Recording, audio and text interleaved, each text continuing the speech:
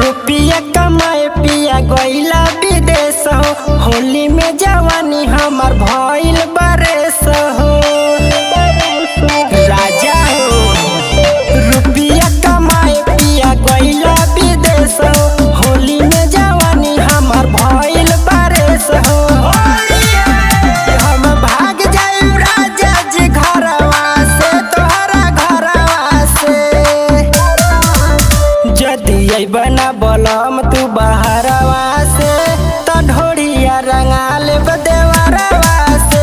जदी अइबना बलम तू बहरवा से, त ढोरिया रंगा लेब देवरवा से।